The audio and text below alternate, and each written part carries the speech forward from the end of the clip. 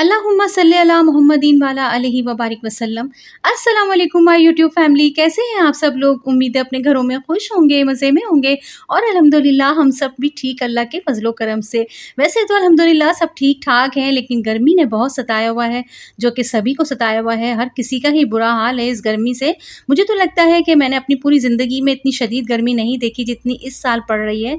अल्लाह ताला बस खैर करे और अल्लाह ताला बारिशें कर दे, रहमत की बारिशें, ताकि ठंडा ठंडा माहौल हो जाए। आमीन सुम्मा आमीन।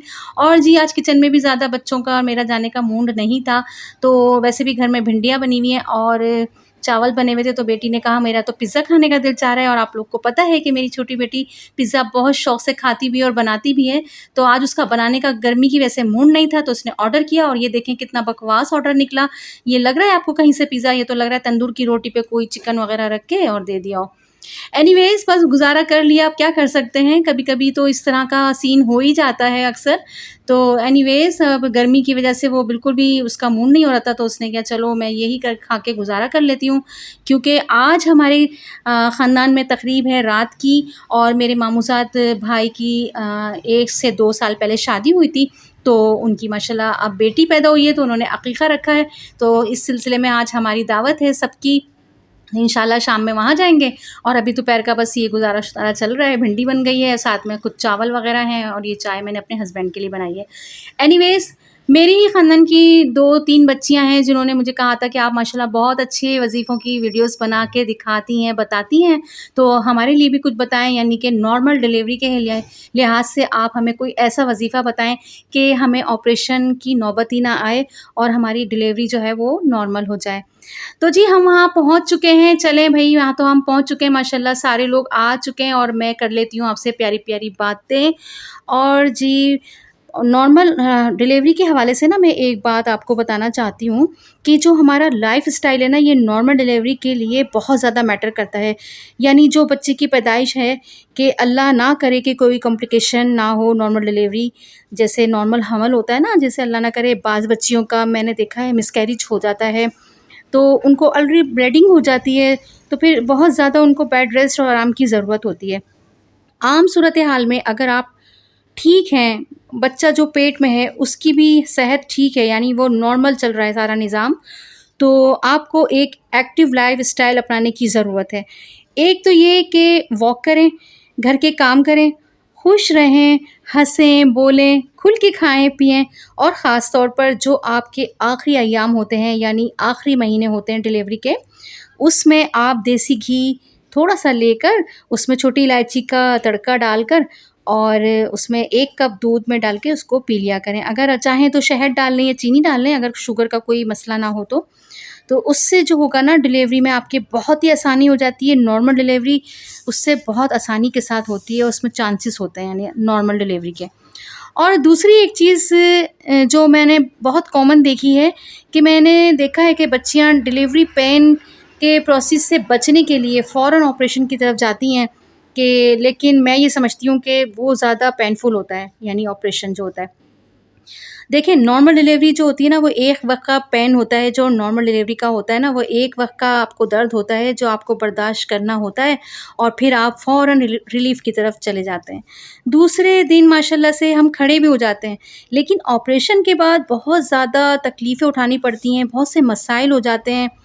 और ये भी बहुत ज़रूरी है कि बच्चियाँ थोड़ा-सा ना बर्दाश्त करके नॉर्मल डिलीवरी का जो पेन होता है ना, उस टाइम को गुज़ार लें, तो अल्लाह ताला खैरियत करता है।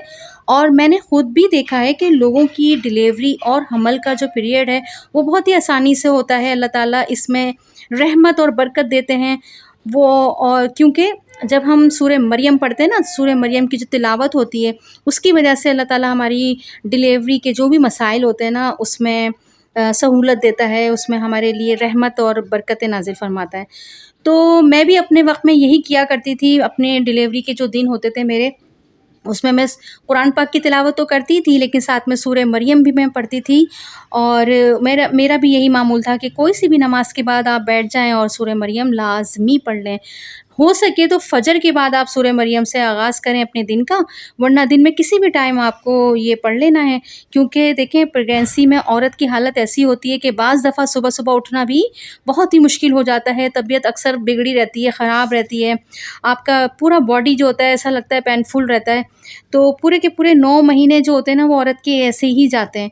लेकिन कोशिश करें आप किसी भी एक टाइम बैठ के ना सूरह मरियम जो है वो उसकी रोज़ाना तिलावत कर लिया कीजिए और अपने ऊपर दम कर लिया करें, हो सके तो पानी पे पढ़ के और वो भी दम कर लिया करें, पी लिया करें।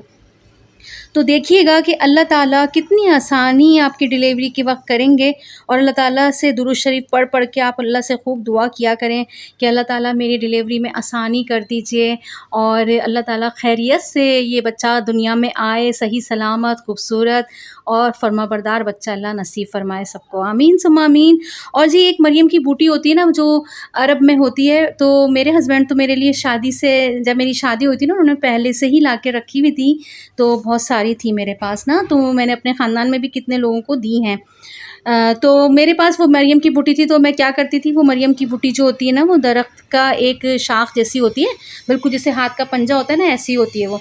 तो बस वो जो है ना पानी में डिलीवरी के वक़्त मैं डाल दिया करती थी और फिर जब जैसे डिलीवरी होती है ना तो वो फूलता जाता है, वो पंजा जो होता है वो खुलता जाता है और जब आसानी से डिलीवरी हो जाती है अल्हम्दुलिल्लाह। फिर उसको जब पानी से निकालते हैं तो वो दोबारा से अपनी हालत में आ जाती है। तो हज़रत ईसा अलैहिस्सलाम की जब पैदाइश थी तो ये हज़रत मरियम ने इस दरख़्त को पकड़ के, इसकी शाख़ को पकड़ के ना जो दर्द होते हैं, पेन होते हैं, वो वहाँ उन्होंने उसको पकड़ के और मतलब दर्द अपने सहे थे। तो अल्लाह ताला ने उस बूटी की मदद से उनको मतलब ना दर्द में आसानी पैदा फ़रमाई थी।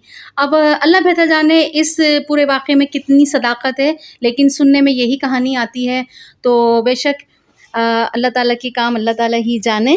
और जी ये मरियम की बूटी बड़ी ही ज़बरदस्त होती है, अगर आप लोग के पास नहीं है तो किसी से मंगवा लीजिए हो सके तो। और अब तो सुना है कि पाकिस्तान में भी बड़े-बड़े जो ये पंसार वग़ैरह के स्टोर होते हैं ना वहाँ पर भी वो मिल जाती है। एनीवेज़ कैसी लगी आपको आज की वीडियो? अगर अच्छी लगे तो लाइक करिएगा, शेयर करिएगा और अगर बहुत अच्छी लगे तो मेरे चैनल को सब्सक्राइब कर दिएगा। दुआओं में मुझे रखिएगा याद और मेरी दुआएं तो आप सब लोगों के साथ ही हैं, स्पेशली जो ख़वातीन इस वक्त हमल में हैं यानी कि प्रेग्नेंट हैं। अल्लाह ताला उनके लिए आसानी पैदा फ़रमाए, उनको नेक खूबसूरत औलाद पैदा फ़रमाए, सही सलामत, जो उनके लिए आँखों की और दिल की ठंडक बन जाए। आमीन सुम्मा आमीन। चलें जी मिठाई भी खा लेते हैं और आपको इसी खुशी में मिठाई भी खिला देते हैं इस दुआ के साथ। दुआओं में याद रखिएगा। अल्लाह हाफ़िज़, फ़ी अमान अल्लाह।